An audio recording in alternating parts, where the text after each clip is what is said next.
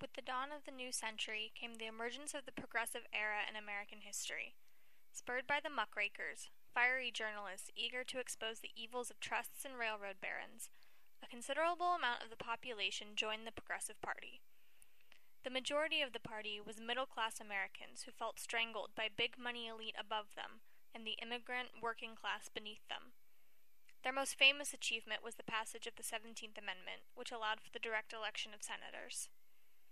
Ever present within this political movement were the growing number of politically active women, fighting for settlement houses, women's clubs, factory reform, and the prohibition of alcohol. President Theodore Roosevelt was especially responsive to the appeals of the Progressive Party, enacting a series of legislation aimed at labor reform and bettering social welfare. This tied in directly with his platform of the Square Deal, or the 3 C's: control of corporations, consumer protection, and conservation of natural resources.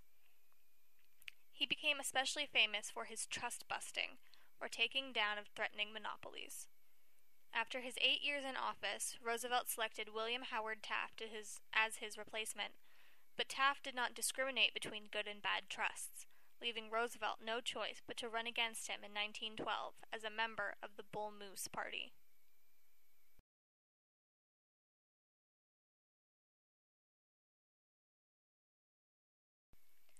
The divide in the Republican Party between Roosevelt and Taft allowed Democratic candidate Woodrow Wilson to sweep into the White House on his platform of the New Freedom. Uncompromising and stubborn, Wilson's aim was to tackle the triple wall of privilege: the tariff, the banks, and the trusts.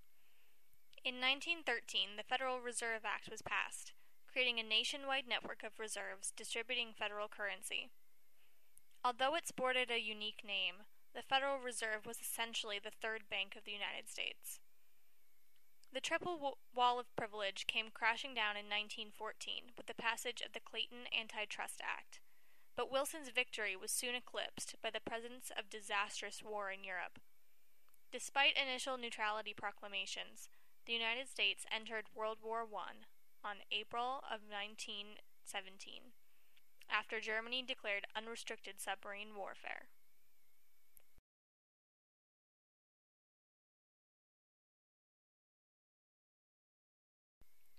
With the hope of making the world a safe place for democracy, Wilson led the country into war with the moral ideas of his 14-point speech. He envisioned an international organization committed to maintaining world peace and settling disputes in order to avoid war. The war effort saw an enormous increase in American production as factories began to boom. Women found new places in the workforce, contributing to Wilson's endorsement of women's suffrage and the passage of the 19th Amendment in 1920. The Great War officially ended in 1918, and at the peace conferences in Paris, the victors, America, Britain, France, and Italy, dictated the terms of the Treaty of Versailles. Because Wilson left the Republicans out of all the peace negotiations, Congress vetoed the League of Nations in retaliation, leaving Wilson's vision unfinished.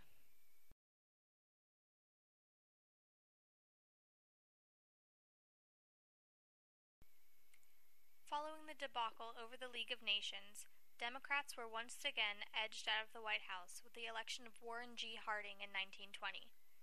America became extremely introverted in the years following the war, and any ideas deemed un-American were met with extreme distaste.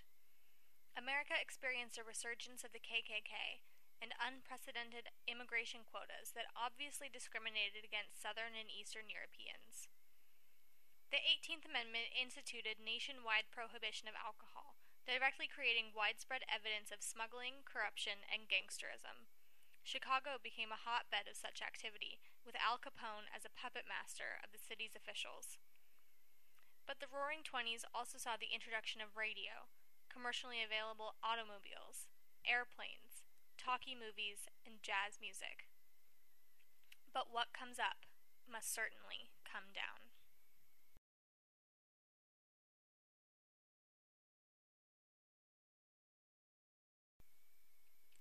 Harding's administration saw a return to Gilded Age practices and corruption, as evidenced by the Teapot Dome scandal. Harding died in August of 1923, leaving the presidency to mediocre Calvin Coolidge.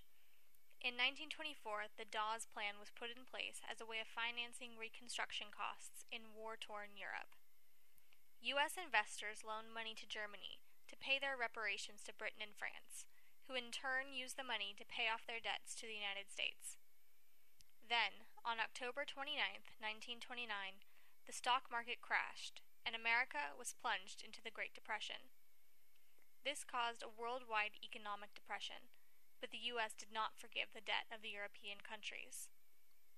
President Herbert Hoover employed a trickle-down policy to try and stimulate companies, hoping the wealth would spread. But unfortunately, only the shanty towns known as Hoovervilles spread throughout the country.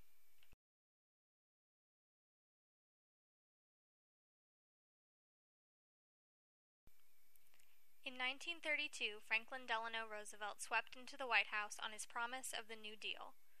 Roosevelt's 3 R's of relief, recovery, and reform promised to get America back on its feet.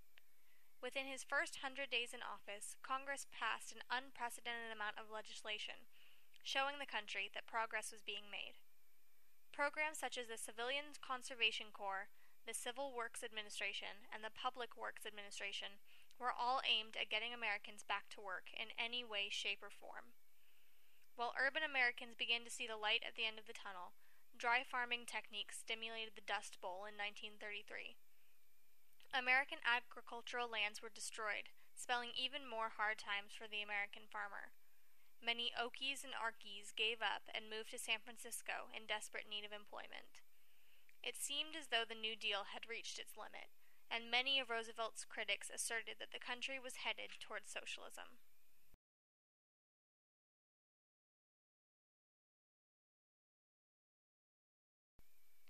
When Roosevelt withdrew from the 1933 London Conference, the world's last chance at equilibrium disappeared.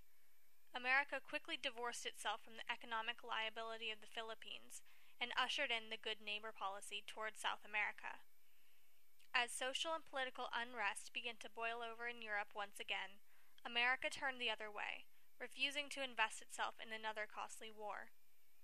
Europe was hurtling toward the brink of conflict, with Mussolini's takeover of Italy, Hitler's rise to power in Germany, and Francisco Franco's victory in the Spanish Civil War. When Britain and France declared war on Germany, America proclaimed neutrality, yet promised aid to democratic countries. However, the Japanese attack on Pearl Harbor on December 7, 1941, gave the U.S. no choice but to enter into the fray.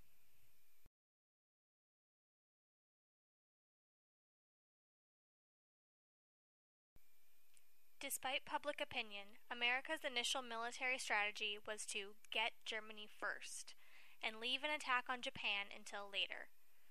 Racial tensions were on a dangerous level, as Japanese Americans living on the West Coast were relocated into internment camps out of American paranoia. With war came economic prosperity, as men were enlisted and women began to enter the workforce in record numbers. Rosie the Riveter enabled the U.S. to produce the necessary amounts of arms and aircraft to support not only the American Army, but also the sagging efforts of Britain. In April of 1945, President Roosevelt suddenly died of a cerebral hemorrhage, leaving the country shaken. Germany gave their surrender on May 7, 1945, and following the drop of the world's first atomic bomb, first on Hiroshima and then Nagasaki, Japan followed suit on August 10, 1945.